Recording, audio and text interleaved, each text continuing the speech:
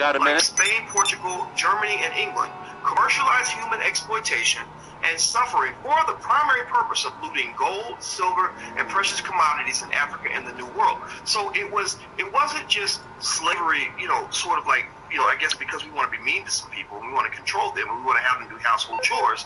It was slavery driven by the greed of capitalism. Capitalist greed has a dehumanizing dimension to it.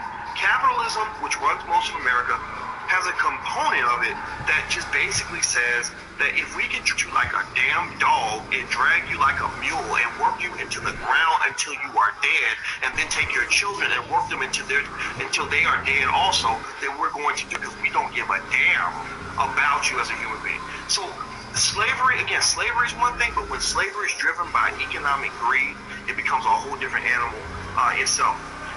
Africa's strong ebony bodies, subsequently skin color, became a sign of degradation for its wearer and a sign of wealth for its owner. So for hundreds of years, including right now today, for hundreds of years, not stopping, still going past 2017, black skin is seen as a sign that you deserve to be degraded. It's like, when you compare white skin to black skin, a lot of us, we think lighter skin's better. A lot of people, black folks, think that the white man's ice is colder, etc. The way you view black skin and white skin is the same way you might view a brand of clothing that you might buy from Bloomingdale's or Macy's versus brands of clothing you might buy from Walmart. Black skin is the Walmart of America. White skin is the Bloomingdale's and the Macy's of America. And that's proven to this day. There are studies that show this. It's not just me speculating. This is stuff that's been scientifically proven about 50 million times. The only people who don't believe it are the people who are in denial, who say that America is colorblind and post-racial and all this other stupid stuff. Next, he says, all manner of nations and religious orders used secular reasoning and religious precepts to promote the belief that people with black skin owed an unpaid debt to people with pale skin. A debt that can only be paid through perpetual bondage. The source of black indebtedness did not result from military or religious retaliation. Most of the time when people got taken slaves, it was because you went to war and you lost. And so they would go in and they would kill the men and enslave the women and children or whatever because you lost the war. But this didn't happen. This wasn't why they enslaved you. They enslaved you because they wanted to get rich off you. It was all economics. It was all driven by economics. Let me say that real slow so you get it, so we get it in our heads real thick. It was driven by economics. So economics was what enslaved you. Economics is what kept you enslaved. Yeah, they want to make money off of. So would it not make sense that an understanding of economics might be one of the critical keys to liberating? Maybe it is our lack of understanding of economics, our lack of desire to understand economics, the same way we understand how to dribble a basketball, throw a football, and do the stripper booty dances at the age of 4. Maybe it's because we have not paid attention to the economic puzzle that we have remained enslaved for 400 years. Let me keep going. The source of black indebtedness did not result from military or religious retaliation because recorded history emphatically shows that West African blacks never left their African continent to go to war with another nation. So Africans didn't get on ships and go and try to attack people. They were just sitting in Africa. There was no known organized effort of blacks to impose their religions on any white societies. We never did none of that shit. They were sending their missionaries to our continent to turn us into whatever they wanted us to be. Turn us into Christians. Many of us are still Christians to this day. Why I say and y'all white folks had not stuck on told stupid you to don't want become to be Christians free hundreds of years because they ago. gonna show how Might not be a stupid you Christian think for now. a I'm long not fucking time. disrespecting. And I'm you not just don't want to see making fun yourself of it looking like at that. all. But I'm just saying, But you must just know it's just true. taught It's to be just true. stupid. It's just, I'm just speaking the truth. Don't kill me. You I'm just just telling you taught the to truth. be stupid. So let's keep going. Efforts of blacks to let's see. So, and there's no recorded balance of payments that were due to European nations as a result of any trade relations with Black Africa. The same could not be said for any of the European nations, which routinely sent armies to engage in warfare, promote Christian religions, and conduct exploitative trade with other nations. So, what he's basically saying in his book is Black Labor, White Wealth by Dr. Claude Anderson. What he's saying on this page is that basically, when people say that, the white male's aggressive behavior has kind of thrown off the balance of the earth, It's kind of true. It is. It's kind of true. I mean, y'all saw me in Hidden Colors 4, Tarishi's movie. I was happy to be a part of it. They I love always Tariq. trying to blow up. I respect him so much for making that movie because I think it's one of the great contributions war of all time. Is something that they love having. It's one of the most important movies ever made. Far more important than the crap that comes out of Hollywood. For this what we war for. They war just to put people in that film, bondage. it was interesting because there were brothers who were actually making that point that that the European mentality kind of threw off pretty much everything. Yeah, everything. It threw up the fucking balance of the motherfucking rotational pull on Earth. Africans were not getting on ships going off and invading other people. No, we wasn't. We were chilling out where we were peaceful. Living in China. They were moving around trying to go close shit. Oh, we want to see how shit works. The Europeans be happy being like created very creation. You want to see why you was created when you should just be a creator. Goddamn sorry sons of bitches. Always want to rule over somebody. Why would you always want to make somebody do something. What did Dylann Roof do? Dylann Roof walked into a church where everybody's there praying, everybody there is peaceful. They invited him in, they probably offered him some peach cobbler or something and sat next to him, was willing to hold his hand. And what did he do? He pulled out a gun. He said, I'm going to kill every son of a bitch in this room. Europeans were the original Dylann Roofs. They will go into a space where everybody's peaceful, everybody's polite, everybody's friendly, everybody's in harmony, everybody's sharing. They invite them in, they feed them, and then they pull out a gun and they say, oh, you're an easy target. Oh, you must be a sucker because you're being nice to me. Your kindness is certainly a weakness, and I'm going to kill you. So, to some extent, that's like an animal. That's animal behavior. Animals do that. Maybe bears and lions do that, but human beings don't do that. So when you talk about spiritual elevation, you must understand, black people, that you're not the same. You're not built from the same substance as the people that have oppressed you. You're just not. You're different. You're not. And you have to figure out who the hell you are instead of running around trying to be like everybody else, because all of that behavior, that kind of mentality, which is really reflected by who you have in the White House. I mean, the reason you have a Donald Trump in the White House is because there are millions of people that have that mentality. The reason that Bill O'Reilly has the largest, most popular show on Fox News is because of it. He is a symptom of a very sick country. But understand this, you can't do that for too long. The robber, the rapist, the child molester of the neighborhood can't keep robbing, raping, and pillaging people for very long before it comes back on their butt. So at some point, America, as Farrakhan says, Farrakhan talks about this all the time. So at some point, America is going to fall. It's going to fall under the weight of its own greed and arrogance. It is. So for me, in my opinion, in order for black people to survive, we must, number one, we must become unified. Number two, we must become segregated just enough to have our own space, our own ecosystems, our own way of thinking. Number three, we must be international in our thinking so that we can jump on the escape pod and get out of America when all the shit hits the fan. Because it is about to hit. I mean, if you don't think there's going to be a war at some point in the near future, you're out of your mind. Yeah, and what's going to drive the war? Number one, Trump's arrogance. Again, it's related to that white male arrogance that many of us see on the job. This idea that I am better than everyone else. I can go conquer the world. I can go blow people up and do whatever, and there's no consequences. Number two, capitalist greed is going to drive that war, because when there's a war, money is made. When there's a war, industrialists get rich. So there are people that are sitting in the president's ear who are saying, we need to go blow up North Korea. We need to go attack Iran. We need to go bomb Syria. I make $50 million a missile, whatever those stupid things cost, and we just need to keep fighting. We need to go to war. There is such a thing as the military-industrial complex. There is such a thing as the American war machine. A lot of it is driven by capitalist greed. This is what I know. My PhD's in finance. Money can be a poison if it's applied in the wrong way. So just understand that. So all this links back. The same reasons that they're destroying the country in which you live are the very same reasons they destroyed the continent from which you came. Very same principles, very same ideals. Next, enslaved blacks is the last point. Actually, it's two more points. I'm reading Dr. Claude Anderson's book, Black Labor, White Wealth. I'm on page 69 if you want to go take a look. And actually, Dr. Anderson let us buy a few copies wholesale. So if you want to buy some copies, we just got some in stock of this book as well as Powernomics, which is, again, one of the most extraordinary books of all time. If you want to go get a copy, feel free to go to blacklaborwhitewealth.com. That's blacklaborwhitewealth.com, one word. theories of both powernomics and black labor, white wealth.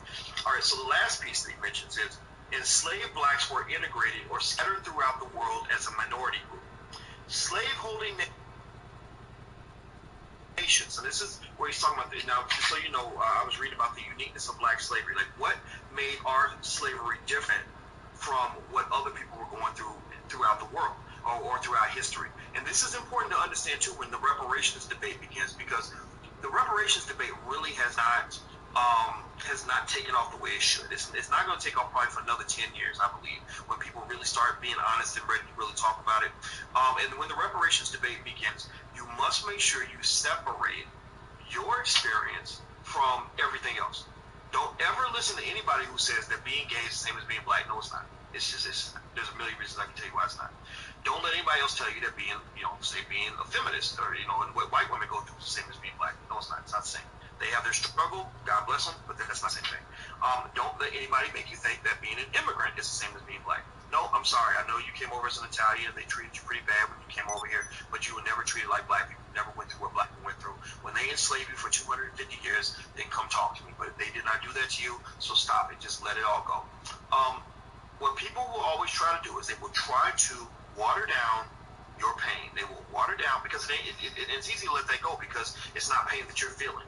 Your grandmother is the one who was getting raped every other day by a mass. Your great-grandmother, whoever it was somebody in your family was getting raped. Your great-great-great-great-grandfather was the one who had his testicles cut off because he stood up to the mess. So his pain in your mind you can detach from that because you don't want to think about it. You don't want to remember what your ancestors went through. It's easy to let that go. But the reality is that, it's almost, it makes me think about how if I have some old, let's say I have an old couch that I spent, $1,000 for, 10 years ago, and I want to get rid of the couch, and somebody offers me $100 for it, I'll be like, sure, I don't care, just take it, right? Because I'm not thinking about the fact that that's $1,000 couch I just gave me for $100, because I don't feel, I didn't just spend $1,000 on that couch.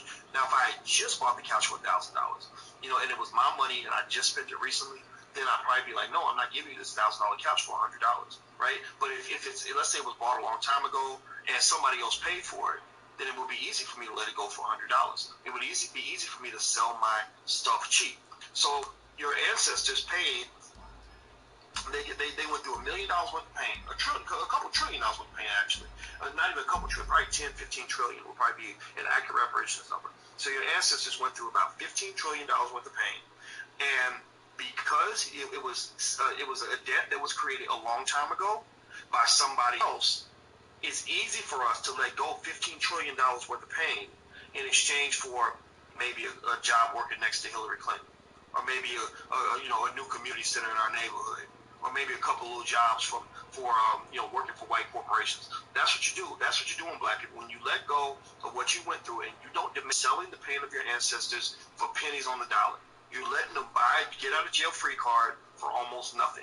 And I don't accept it. I don't want it. I don't take it. You can take that card. You can shove it up your ass because you're not going to get me to let go of a $15 trillion issue with $1 million worth of social programs. It ain't going to work. So let me keep going. I'm reading Black Labor, White Wealth, Dr. Claude Anderson on page 69. So let me hop in here. The uniqueness of slavery. He says, enslaved blacks were integrated or scattered throughout the world as a minority group. Slave-holding nations outside of the African continent maintained a majority white population or white power structure that kept the society's racial balance weighted against blacks. Prior to black slavery, a slave was rarely removed from his homeland. So this is where slavery was different. Let's keep going. This is different from other slavery. Prior to black slavery, a slave was rarely removed from his homeland. The scattering or forced integration of blacks as slaves within various foreign nations fixed the image of blacks as poor, powerless creatures who were to be pitied, and even despised, but always used. So think about this in America. Most of the time in America, if you're black, especially as a collective, they either feel sorry for you, they look at you like you're a charity case. Some black people live off that. They live off white guilt. They live off the hope for assimilation. So they pity, they either feel sorry for you, or they despise you. You go to Fox News, they just hate blackness. They hate black people. back in 2007, when, I remember when Bill O'Reilly was working to get me fired from my job at Syracuse, which I shouldn't have been at that racist school anyway, but that's another story. I remember that they didn't even play any audio. They just showed an angry black man talking with the audio turned off. And people were just like, there was just the hatred, the venom. Just, they didn't even know what I was saying. They didn't even hear what I was saying. It was just the imagery of a dark black man. They dimmed the lights. I was wearing a black outfit. I was looking real serious, and I was talking real serious. And they didn't even hear what I was saying. I could have been talking about roses and candy canes, but they didn't have to hear what I was saying to learn to hate me because they were smart. They were playing. Fox News is very smart, actually. They were playing off of America's deep subconscious disdain for people with black skin. So Americans, people either pity you or they hate you, but they will always use you. So 3 pieces: pity you, despise you, and always use you. Always use you. And one of the things, if I do anything in this world before I'm old and gray and dead, it is to help everybody understand something very basic about America and how the economic engine works. The American economic engine is a horse and jockey system. A horse and jockey system. Black people are the horses, and they ride you across the finish line. And when it's over with, the horse gets a little bit of hay. But if he gets out of line, they shoot him. If he's too old to be used, they shoot him for that. If he breaks his leg, they shoot him for that. Or they send him off to the pasture. But he never gets the glory of the jockey. He never gets the financial rewards. He never gets the benefits of the hard work when all the jockey did was ride the right horse. Black people, you are trained from birth to be the horse. And it ain't just the white man's fault. The white man ain't the only one who trained you to be the horse. You train your children to be the horse. Yep. You train your children to be the horse. Yep. The first thing you do is when your child asks you, how do I go make money? You tell them to go get a job. Mm-hmm. And you tell them to go be nice to that white man so that white man will hire them, especially if they have good behavior. You send them to school. Mm-hmm. So they are put in these educational factories that destroy black children and spit them out as little drones ready to go work for corporations or whatever. That's the other thing that they do with you. Media. Black people are used as horses when it comes to media. Major corporations like Clear Channel, they have a great plan. They said, we're going to go by every radio station in America. We're going to play the same bullshit 24 hours a day. And it's Lil Wayne and Nicki Minaj spinning all the time, even though everybody in their right mind knows that there's almost nothing that comes out of Lil Wayne or Nicki Minaj's mouth that is ever going to help you live a prosperous and empowered life. Not a damn thing. Not a damn thing. You listen to Lil Wayne every day? You think like Lil Wayne every day? Your fucking ass stuck on stupid and don't want to be straight. Just like him. If you actually growing up on believing in some bullshit. I'm not making fun of him. It ain't his fault. Somebody made him into what he is. Yep. Somebody trained him to throw away his potential and become this monstrosity of a human being that he represents right now. Yep. This ignorant buffoon who goes on TV and embarrasses the people that he loves every single day. Somebody made him into that, so it's not even his fault. He is a victim of the black zombie apocalypse. Because that's what they try to do with media, is they know that black people voluntarily consume more media than anybody else. We consume more radio, we consume more television, we consume more social media, and y'all ain't getting nothing from it. Y'all get no money from it. You are the horse, they are the jockey. They're building billion-dollar corporations. You are, I guess, up in your swag game because you're getting a whole lot of likes. Or you are looking cool because you are following your favorite artist in the storyline of Love and Hip Hop. So you now know how to dress, how to speak with slang. 2 Chainz taught you what a thought was. He changed your vocabulary. So now you feeling like you accomplished something because you feeling fly. Well, really, you ain't got a pot to piss in. You ain't accomplished nothing. You might have a little bit of money in the bank, but as my man D1 said in his song, you're morally bankrupt. You're gone. You're a waste. You're a waste to your children. You're a waste to your community. You are a disgrace to your mama. You haven't amounted to anything because they use you as their horse and they rode you across the finish line and made themselves rich off of your willful commitment to ignorance. As old record player says right here on YouTube, he says that's called pimping. Yes. The white male, and again, in its entirety, they ain't letting you go viral no more. White men, they are the ultimate. They only let what they want to go viral, and 9 times out of 10 it's gonna be gay people that go viral.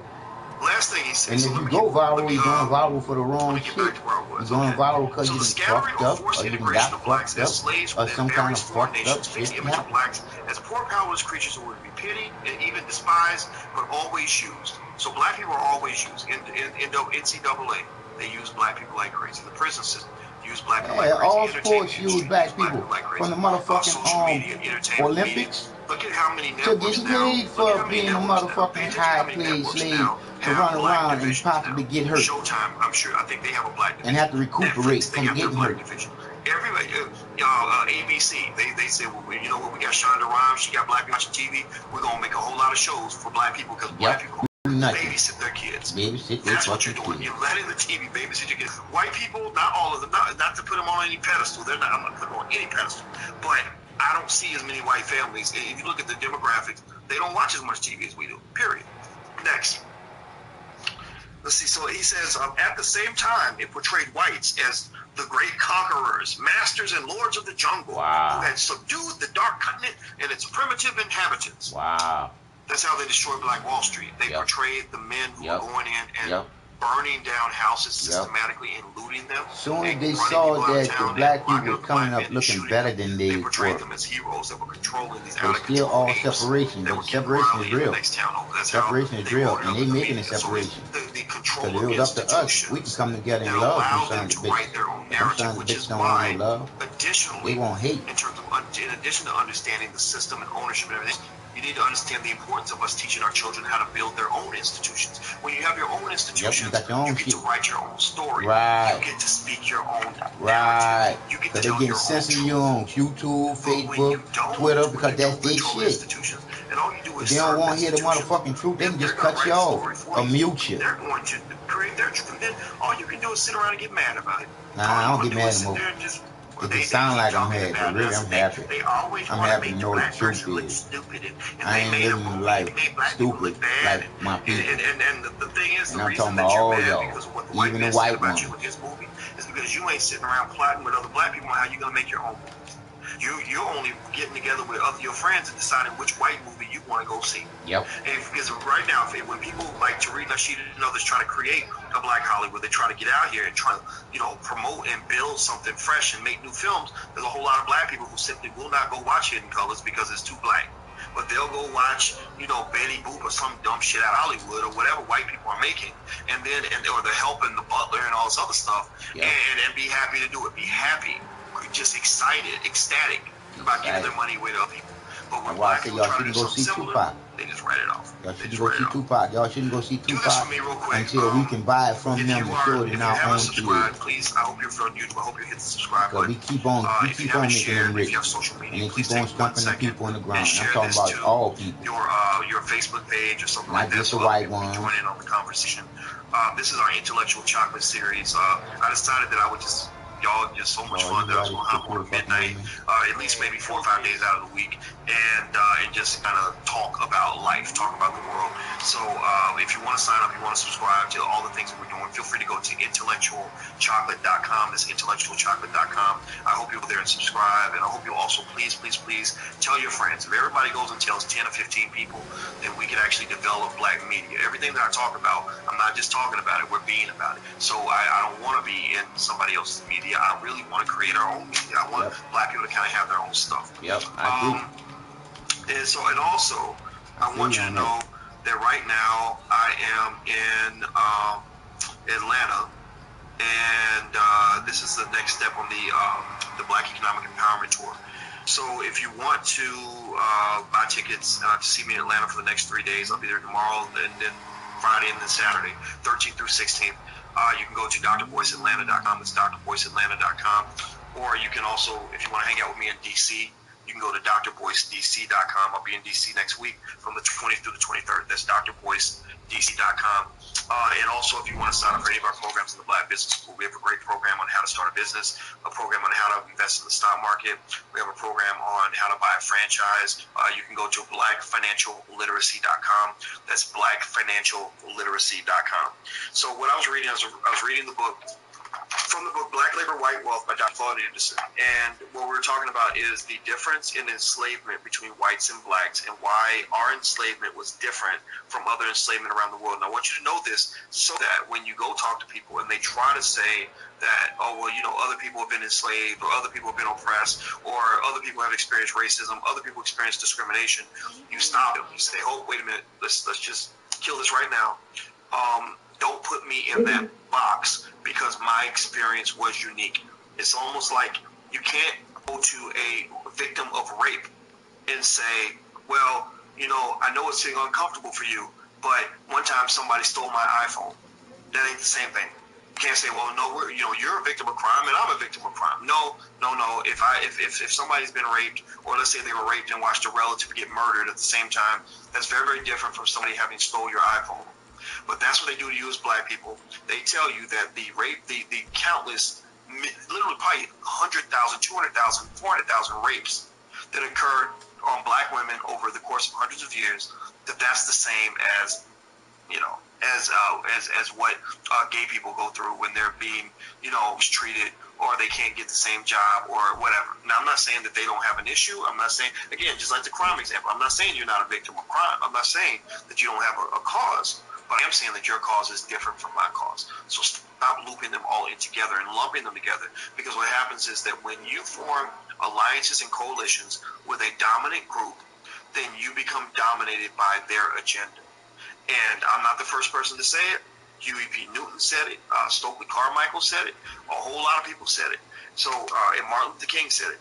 So anyway, last point. He says, lastly, black enslavement was the first instance in history that had worldwide collaborative, race-oriented support for slave trading. So it was the first time in human history that the whole world kind of came together and said, let's all just do these little things to work. Prior to the 15th century, slavery was more of a one-to-one phenomenon, warrior to warrior, nation to nation. Never had there been a situation where all white nations of Europe were collectively against blacks on the African continent. At different times in history, Arabs, Spanish, Portuguese, Italians, English, Dutch, French, Jews, Egyptians, and Russians had individually fought and enslaved each other. There have been continuing religious crusades and forms of religious proselytizing. That's a hard word for me to say. I'm sorry. Proselytizing. I can say that. Proselytizing that caused wars between Christians and Muslims, Muslims and Jews, Catholics and Protestants, and pagans and Christians. Black slavery drew the notice of all religious orders, Christian and non-Christian alike. Yet, religious leaders supported and justified black enslavement. So, your slavery, the slavery of your ancestors, was done by your same religion that you believe in. That everybody on the damn planet came together. I'm not damn near everybody, not everybody, but definitely everybody in Europe. All the leaders in Europe came together and said, "We're just gonna go rape Africa. We're just gonna go and just take what we can out of Africa." And take human beings out of Africa and do whatever we want with them. Half of them are going to die in the Middle Passage. The other half are going to wish they were dead. But we do not care. We're going to enslave them. We're going to enslave their children. We're going to rape them whenever we want. We're going to make sure that their men never grow into real men. And they did that for hundreds of years. So if you want to know why the black community is a mess, that explains why. If you want to know why the black community is a mess, you have to understand history. If you don't understand history, then none of this will make any sense to you. Because there is no common sense explanation for why we see what we see in our communities right now. When you go to various cities, various urban communities, you see the mental illness everywhere. It's almost like radiation poisoning after a nuclear bomb. They dropped a nuclear bomb on your people, and that bomb kept exploding for the next quarter of a millennium. That's how much work we have to do. That's how much heavy lifting has to be done to pull our community out of the ashes. So if you want to know what I will tell you is that this whole effort by white Hollywood to emasculate black men, you need to cut it out right now. I'm going to tell you, I'm really mad about, not mad, I'm going to say mad. Let's choose a different term. I become disappointed, concerned, and a little bit disappointed. Intolerant, if you will. Not to say intolerance is a good thing, but some things shouldn't be tolerated. Right. So no tolerance. This idea that every black man that we look up to in media, that some people look up to. I'm not saying we. Like, I don't really look up to any of the Hollywood celebrities. For people, my respect, but I don't look up to them like that. That most of the men that we respect are being made to wear wigs and dresses. You know. That's not a coincidence. That's not something where it's just for comedy. It's not something that's just entertainment. It's not just like, oh, let's just have a little fun. This is an agenda.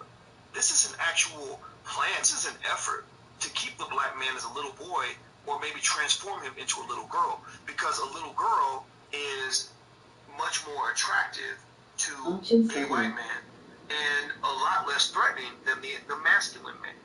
Period. That's what it's all about. Threats. It's all about the fact that they don't want to see the black man as a threat. Point blank. Period. So, you know, if you look at that, look at all the ways the black man gets broken down. Let's think about this. They break him down by putting him in the wig and the dress and making him feminine. They break him down by bashing him in the media and making it so that the black man is literally the cause of every single problem that exists in America, including every problem that any black woman has anywhere. They're training her to believe that the black man is worthless, that he's the reason for all these problems.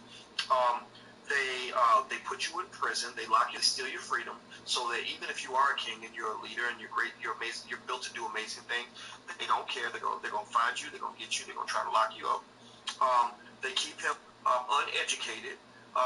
So many black people, so many young black men can't hardly read that you would almost think it was illegal for black people to learn how to read. This ain't slavery no more, boy. Ain't nobody told you can't pick up a book and go read, or you can't use that iPhone to get some education. You've bought into that idea. They keep the black man extremely distracted with sports and entertainment. They keep him very, very distracted, where he's more likely to be like, hey, nigga, where the weed at, than he is to say, hey, black man, where the books at? You know, because they know that they get black men looking for books as much as they're looking for liquor, weed, women, and whatever, it's just going to be game over. So at the end of the day, you know, when you see so many of these young black women, you know, they're trying to good things, that are looking for a husband and can't find them because every man they meet is a damn clown, it's because there's an effort to turn the black man into a clown, because that's the goal. They're never going to allow you to be as masculine as they are, because they want you to be either a clown or a servant or Fredo. Or Fredo. Or their child. Or Fredo. I'm about to show them I ain't got no fucking fear in them bitches now. Because I know what they doing me and it's fucked up. If you can't take your own manhood back, then no one will ever give it to you. Thank you. Like, do you really think that with the things that I say, the way I conduct myself on a daily basis, do you think that I can go really to almost any white organization on this earth, or in this country anyway, liberal or conservative, and expect to get a job or get a fair shake or get the same opportunity as a white person? No. You know, there's no city I can go to where I'm not, you know, recognized and respect for the work that I do. Not one. Every city I go to now, I see black people. They notice me. They thank me, and I tell them I love them. So I've accomplished a lot. Right? I'm good at what I do. I can show you. You can look at my resume online. Look at where I went to school. I was a top student. I was the #1 student at the University of Kentucky in the business school. I had the highest GPA, all that stuff. I won the Wall Street Journal Outstanding Graduating Senior Award. I was the #1 finance student. So you would think, if you believe in an American meritocracy, that somebody like me should have no problem going into a lot of white corporations and get jobs and opportunities, being made into presidents, vice presidents, and all that stuff. But that wouldn't be the case. If I were out looking for a job, which I'm not, I don't want a job, I don't need a job. But if I were out looking for a job, they would find some reason to deny me at every single turn. Why? Well, because they would not know what to do with me.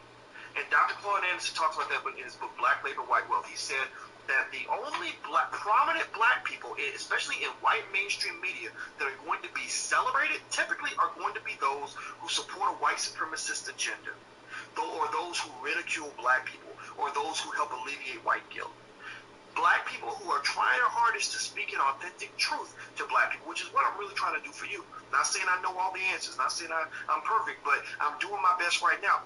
He said black men who try to speak an authentic truth are going to be labeled as radical, rude, belligerent, and marginalized. And so, to some extent, you're talking to a marginalized, exiled black man. There's not a white university on this earth that I can think of in the top 100 schools that would gladly want to hire somebody like me. Again, I don't care. I don't want to go work for them. I'm very happy where I am. And so, but the thing about it is that here's what saved me from the marginalization. And this is what I try to teach anybody who will listen. What saved me from the marginalization was that I learned that he's no better than me. That everything he built, I can build too. Everything he can do for me, I can do for myself. That I have value whether or not he recognizes my value. I don't need you to acknowledge my value and pay me for my value for me to know that there's value. Yep. That's the key point. There's a whole lot of black people out here with all the talent in the world, got free time, got resources, have amazing abilities, and they feel that they ain't got nothing because a white man ain't came up and knocked on their door, looked at their resume and said, nigga, I want to give you a job. Because somebody did not come up and offer you a job to pay you for your talent, for your gift, you believe you don't have a gift. Your gift is assimilation. That's the gift you're seeking. You don't even see the gift that God gave you. No, that you the Creator need the white gave man to be your God and acknowledge your gift and to reward that gift. I reject that notion entirely. I don't need nobody to come tell me that I'm smart. I know I'm smart. I'm probably smarter than you. You come telling me, trying to pat me on the head like a little boy. Well, Dr. Boyce, you're a credit to your race. I don't need all of that. I thank you, but I don't even. Most white people I meet, and I'm not trying to make it just a racial thing, but it kind of is a racial thing because that's America. America in itself as an entity is a racial thing. Most white people I meet, they don't even know I have a PhD. They don't even know anything about anything I do. I meet them, when I talked to that white guy from Alabama, we sat next to each other in the airplane for 2.5 hours. He talked my head off. I never once said, well, I'm Dr. Boyce Watkins, and I've accomplished this, and I've done that, and blah, blah, blah, and I've taught it serious. I didn't need all that. I didn't do all that because I didn't care. I just wanted to talk to him, connect on a human level. That was it. And so at the end of the day, I would say that where that came from is the fact that I'm very comfortable with who I am, and that's what helps me to say. If you ever hear me say something that just sounds crazy, and you're like, oh my God, how can he say that? How can he get away with saying it? It's me. And the reason I can say it is because I love myself, and I don't take myself too seriously. I know I can say something, it ain't gotta be perfect. I know I'm gonna say something stupid every now. Sometimes I'm gonna look dumb. I probably look like a nerd sometimes, but I love myself. And I don't need the white man to love me for me to feel like I'm a good person. I know I'm a good person. So learn how to love yourself first. If you really want to fight racism the first weapon against white supremacy is high self-esteem. When you really realize that you are somebody, whether he gives you that Oscar or that Grammy, or he acknowledges you with the Employee of the Year award, or gives you the raise and the promotion that'll make your mama proud, when you know that you're somebody without all of that, then that's when you are truly free. That's when you've released yourself from the psychological cage that he put you in from birth. Because he put you in a cage when you're very young. And it's very hard to get out. So as this is saying right here, love thyself. You gotta love yourself. Okay, well, the book I was reading from is Black Labor, White Wealth by Dr. Claude Anderson. We actually have a few copies in stock. We're going to run out very fast. We always run out very quickly. But if you want to get a copy of this as well as Powernomics, I recommend it for the whole family. You can go to blacklaborwhitewealth.com. That's blacklaborwhitewealth.com, one word. Also, I'm in Atlanta this week and DC next week. If you want to come hang out, meet us, and I'll be here in Atlanta for 3 days, and DC next week for 3 days. You can go to drboyceatlanta.com or drboycedc.com, and then I'll be in Los Angeles. You can go to drboycelosangeles.com. The last thing I'll mention is that if you want to sign for any of our programs, like our program on how to start a business, how to invest in the stock market, how to buy a franchise, we also have the credit coaching program that we're actually launching very soon with Lilia Brown Phillips, as well as our program for millennials. You can go to blackfinancialliteracy.com. That's blackfinancialliteracy.com. And then last but not least, if you want a free e-copy of my book, It Takes a Village to Raise Bar, please go to drboycewatkins.net. That's drboycewatkins.net.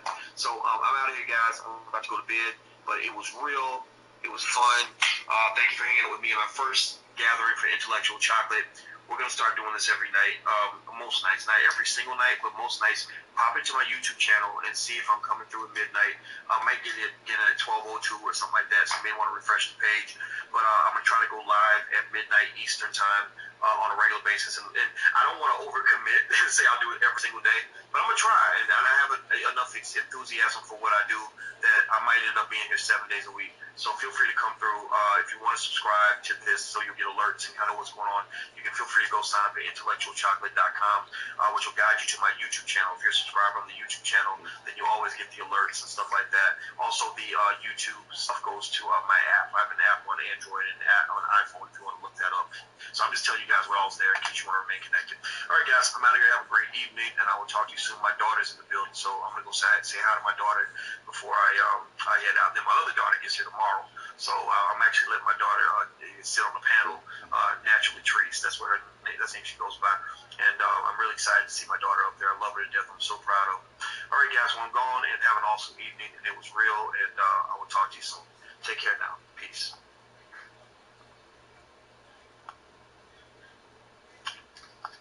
Okay, I'm always hitting buttons and figuring out how to get out of here. There we go.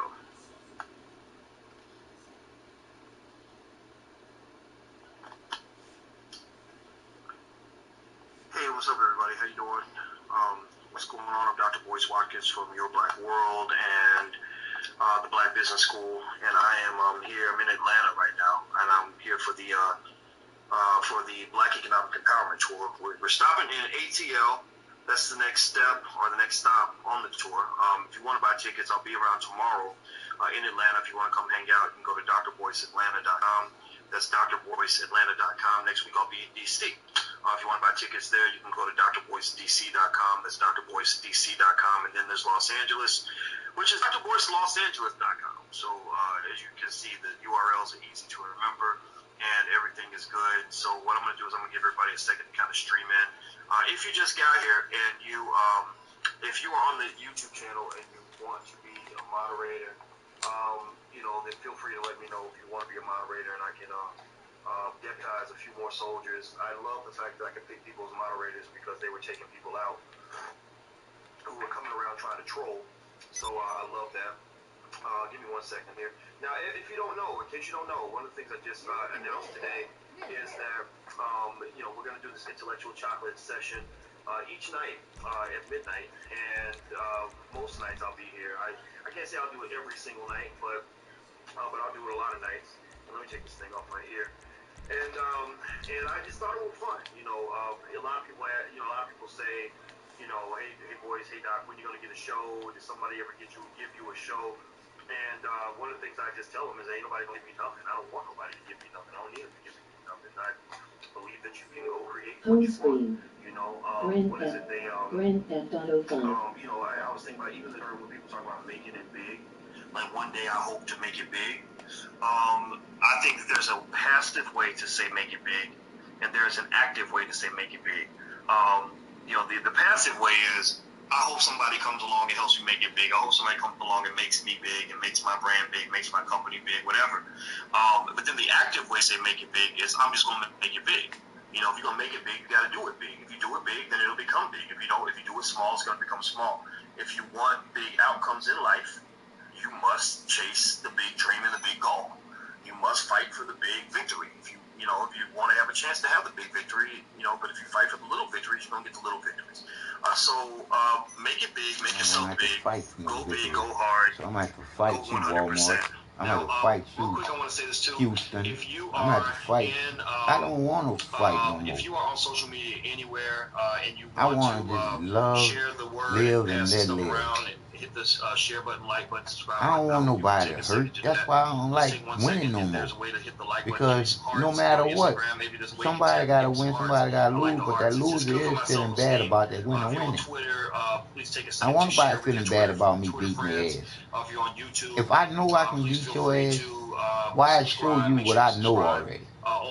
All that's going to do is make you upset because I already know that I can do what I do when I do it to you. So why do it to you when I don't have to? Because I love you more than you love you. Because I know the truth and you don't. That's the reason why I can't do the rat race in racing to beat nobody in nothing. Because it's nothing to do that. You ain't gaining nothing. Because two is always better than one. But when you're doing a race, one gotta win. It ain't two. Even with a team, they still trying to find who the VIP is on the fucking team. They separate somebody good out of all of them being together. It's all bullshit. Man-made competitive bullshit. His ice is not colder than black ice. I think black ice is the coldest ice that there is. So there you go. That's my 2 cents on that. All right. So now here's something I want to talk to you guys. I want to show you guys this interesting thing that I was looking at. There was every time I try to put something good and positive on YouTube, Facebook, and Twitter, Facebook, YouTube taking the shit off because they don't want us together. They don't want the people starting to think, to knowing what the truth is. They want the people to continue believing in the bullshit. But you know, what's interesting is that she's got her son dressing like a girl. And let me say, I don't know how old the kids are, and I'm not here to talk about somebody's kids. Talk about the fucking kid. Because if a kid is born with a penis, he's a boy. He's born with a vagina, it's a girl. Is a girl, so she should be, we would expect her to be dressed like a girl. Jackson is a boy. I don't know, I can talk about what she says about her kids. Now, I'm looking here, and she says that, let me see, she says she's a single mom. She has an incredible village that helps me raise these two beautiful kids. In the mornings, I have them alone, and they kind of work against each other. Sometimes one kind of decides to freak out, and then both decide to freak out. I don't know why they decide to do that. You think they stand there? Okay, all right. So she's an only child, and I don't know how old her kids are. But here's what's interesting. Let me show you guys this picture, and I want to get your take on this. Somebody brought it to my attention and asked me what I thought, and I said, you know what? Let me find out what other people think. Now I want you to look at this picture of Charlize Theron and her kids, and I'm gonna flip it around so people on Instagram can see it. So you see, this is her oldest son, Jackson, right? And it's a little blurry, but most of y'all can see it. Jackson, you know, he's not dressed like a boy; he's actually dressed like a girl. And there were people. I know that there were some women on our channel, some ladies who came through, you know, the Your Black World network, and kind of said, you know, this is a problem. Like, they don't like seeing black boys getting emasculated. And he's dressed like a ballerina. Now, for Instagram viewers, it looks a little blurry for you, but those on YouTube should be able to see it pretty clearly. And, yeah, I mean, you know, I remember just thinking kind of like, okay, what's up with that? Like, why is this boy, you know, dressed like a ballerina? You know, how old is he? Did he come to his mama and say, Mama, I'm gay? You know, I really want to wear a dress for Halloween, and I need you to go ahead and just roll with that. If that's the case, then that makes sense. And you know, to the extent that you believe that a child has the ability to decide that they're going to be gay, you know. But you know, I'm gonna tell you what. I don't know. I want y'all to just tell me what you think about this. But I'm really kind of, you know, concerned about just this whole obsession in Hollywood with black men and black boys, you know, dressing like girls. You know, you have a lot of comedians that there's one comedian I saw, two of them I saw on the internet that had millions of followers and millions of people laughed like crazy at their videos, and both of them were pretty much men in drag, pretty much men acting like women. And, you know, I mean, on one hand, you could look at it and you could say, hey, it's just fun. People are just, you know, they're just being comedians, and they're just doing what comedians do. But there's a depth to that in the sense that in one of my favorite books, Black Labor, White Wealth by Dr. Claude Anderson, he specifically speaks of historical, we're talking about slave days, colonial days, efforts to keep black men as women. You know, and the thing is that you see so many black men in Hollywood wearing dresses and wigs, but you don't see that many white men doing, and white men are the majority of Hollywood. I can't think of too many situations. I mean, I can't remember. Have you ever seen George Clooney dressed like a woman, or Brad Pitt dressed like a woman, or you know, or what's his name? Leonardo DiCaprio dressed like a woman in a movie. I don't know. Again, I'm not trying to say. I need y'all to help me understand this, because if you, as Amira is saying, I agree with you, Amira. We got to keep it real. And I think that one of the problems we have as black people is that because we don't control media as much as we should, or we end up watching a lot of white media, we don't see the severity of the problem.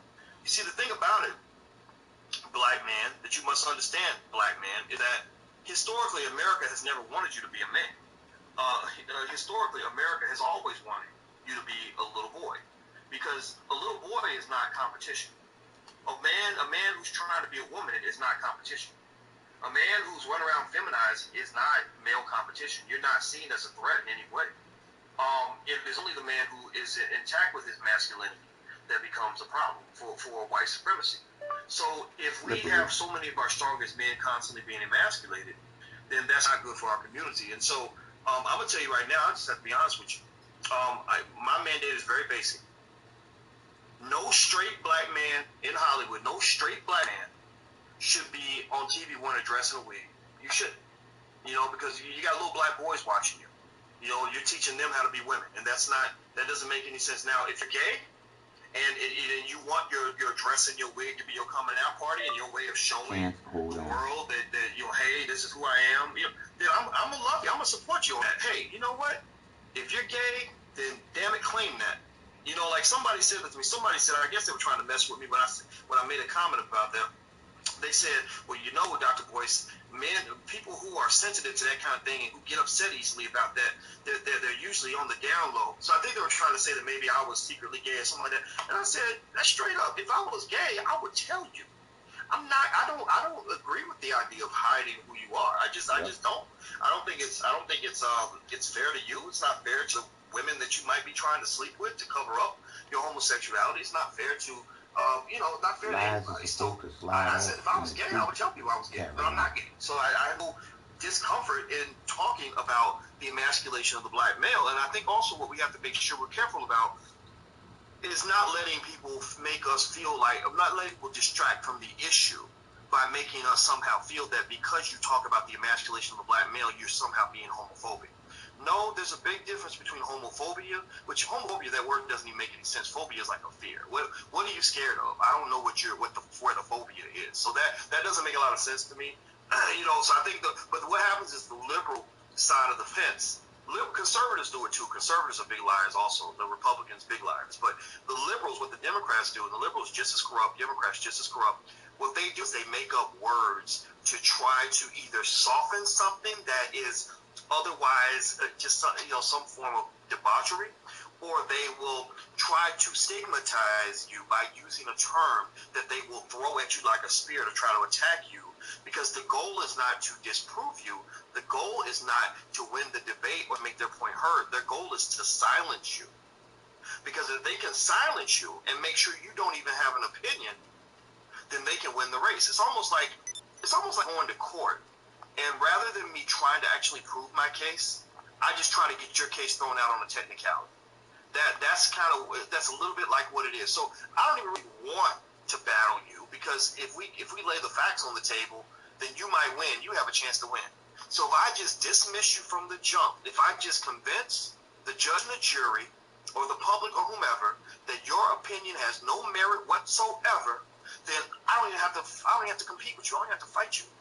And so what I want to do is I want you to pay attention to how these political debates go, and I want you to watch how quickly liberals are to try to stigmatize somebody and chastise them and say, well, who would listen to that person? He has a criminal record. Or who would listen to that person? He's the one who said blah, blah, blah, blah. Or like they did that with Cornel West. When Cornel West was speaking up on behalf of black people in the whole Obama thing, and there was a whole flap that blew up, the liberal establishment propped up certain black people like, what's her name?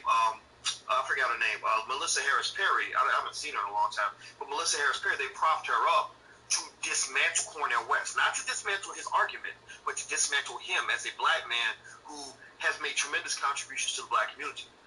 I resent that. To me, that's not a fair fight. That's like, it's like somebody's going to fight you, and they say, meet me after school, let's have a fight. And so instead of actually fighting them, maybe you shoot with a gun, and you shoot them in the back of the head while they're sitting in class. That's a punk move. That's a punk move.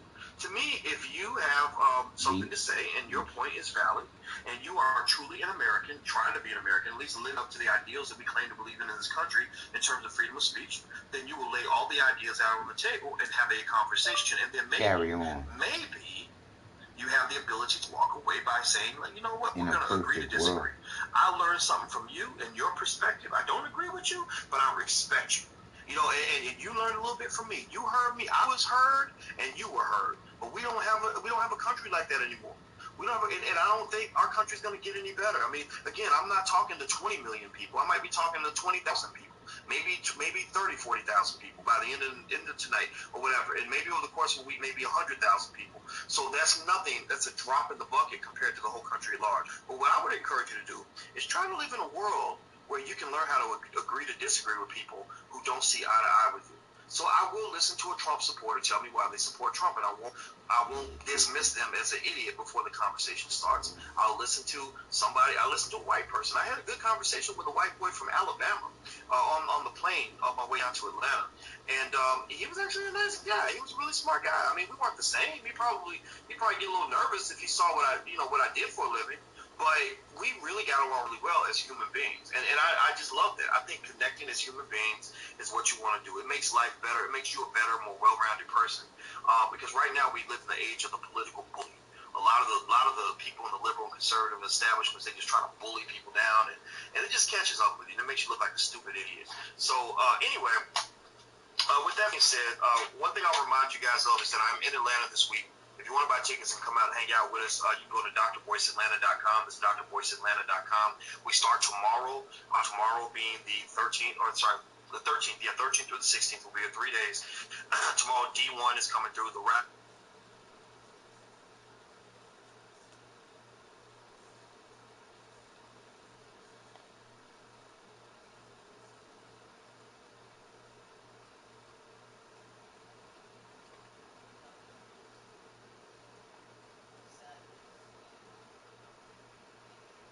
I'm fed up with it, people.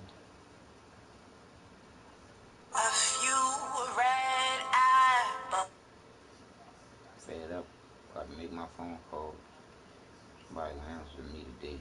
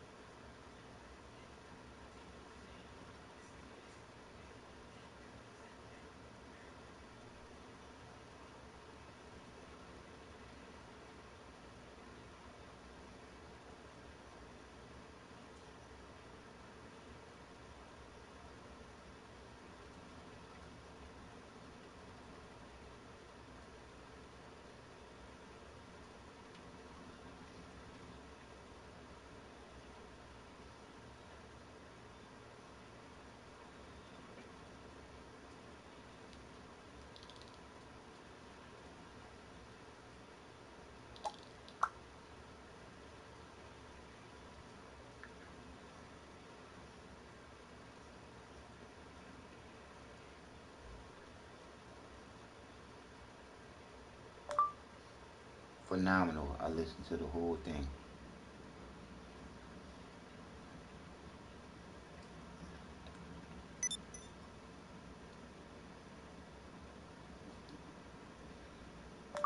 Lecture on the truth in how the Caucasoid is treating the black man.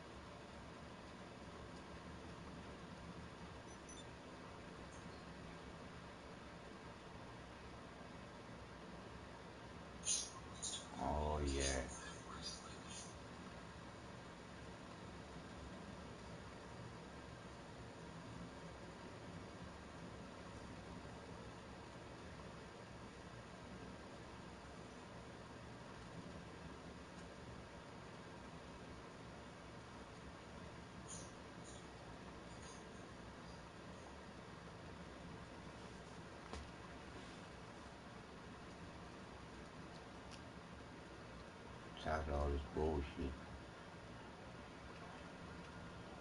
I'm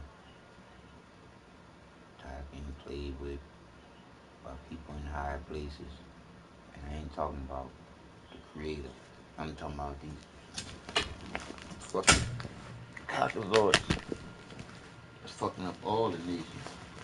They're treating everybody on earth like slaves. And we allowing this shit to go down like this.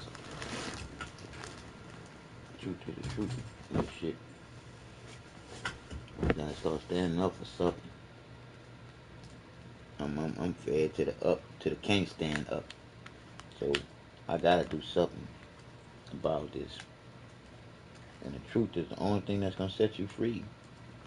Only if you know what the truth is in this shit.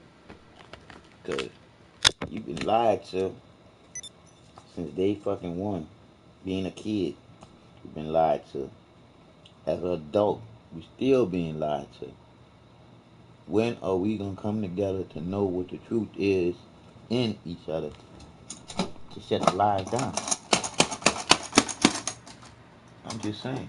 The truth is the truth, people. No bullshit. Oh. Ah.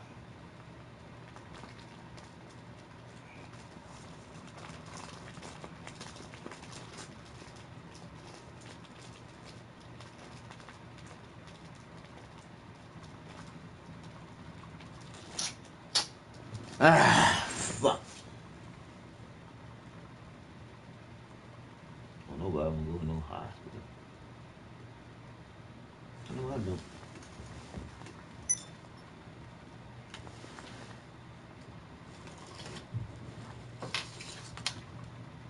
Oh, man.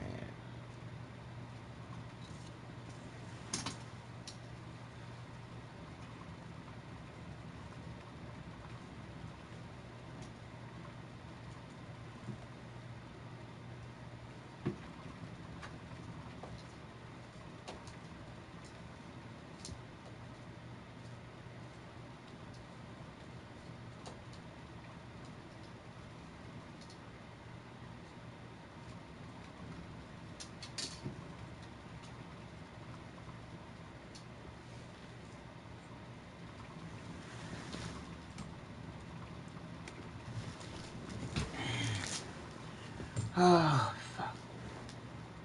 It's a shame when you don't trust doctors.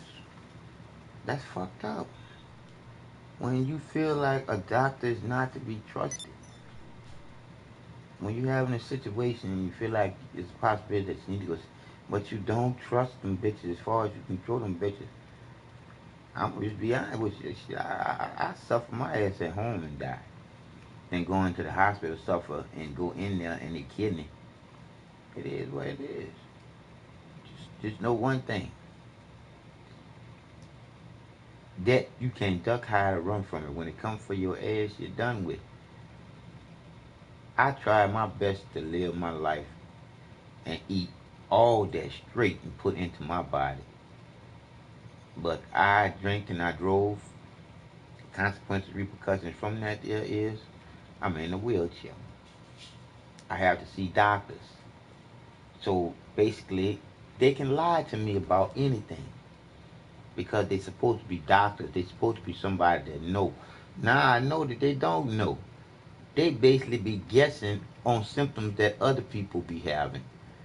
They go to school to find out the best medication for you than letting your body heal itself naturally. This is some bullshit. And I'm fed up with bullshit. And they're going to have to deal with me.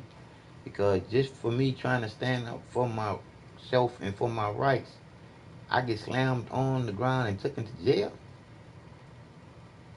Where is the respect for the handicapped? What happened to non-accessible force? Because that was unaccessible. That was accessible force. That whatever you call that word. This is some real bullshit that's happening to us people. Well, I ain't want y'all to know. The truth is the truth, period. Fuck all the bullshit. And when you look at slavery did happen. The Holocaust did happen. Hiroshima did happen. And we witnessed September 11th for ourselves. That happened. And all of this shit was our government false flag and wars. Now they're about to false flag another war, which ain't gonna be a false flag this time. Well, it'll be a false flag because all they want to do is make the money off it. Because, like I said again, people, they did not bring all those plastic containers here to America for nothing. They were created to be used, and believe it, don't be a fool. They are going to use them. I just have all the compassion and love of the world coming together and knowing what truth is together. Because one, that's dumb. Two is always better than one when you know what the one is in the creator being, that one in you. It's mind-boggling, people. So many people are stuck on stupid, all because they was taught to be stupid. Because you was taught never to know what the truth is in you. You was always taught to believe in some bullshit that was taught to you. And now when you think about it, everything that was taught to us was to hold us back. Because once you get the facts of who the creator is in you to be a creator too, then you're going to realize somebody been lying to you. And that is the reason why I love you more than you love you, because you think you love you, but you don't even know what love really is. You don't know the truth to what love really is in you, to know that the creator is love unconditionally, the feeling. Simply because it's a feeling that you just can't explain. You have a feeling in you, but you can't maintain love unconditional, because you can get mad with your child, you can get mad with your wife, you can sometimes get mad with yourself. But that's one thing about the loving creator, love unconditionally, the feeling could never get mad at you, simply because it's the greatest part of you being a creator too. This God and Jesus bullshit was to control you with your fears and you saying who did some shit for you. And God would trust his own money. Y'all trust that money more than y'all trust yourselves. Y'all definitely trust that money more than y'all trust anybody else, even that person standing next to you.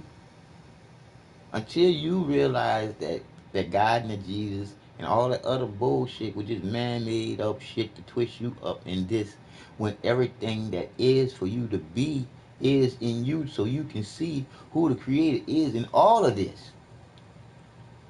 You are the greatest creation of all that the creator decided to be in as the conscious thinking human living here all together that can complete some shit. Because when you look at us as the conscious thinking humans, any problem that can come in front of us, we can solve it when we come together to do it. But it's a certain amount of rich sons of bitches that don't want to put no work in, because they've been having people slave for them ever since the beginning, when they realize that they can give you a lie like God and Jesus to get you working for them. Because that's your motivation for what you do. But until you realize who the creator is in you, you ain't going to want to work nobody else's job once you know the truth.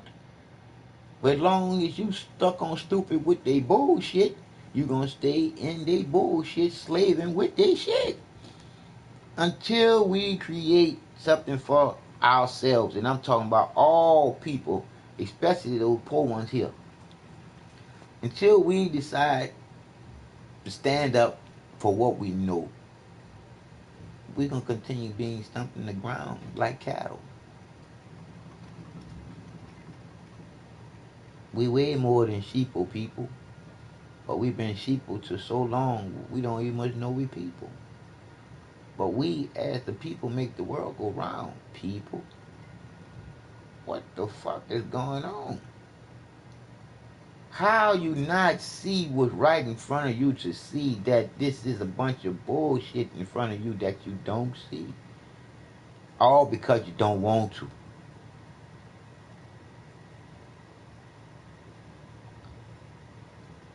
The divine is that spark, is that light, is that lightning strike before the smoke of fire.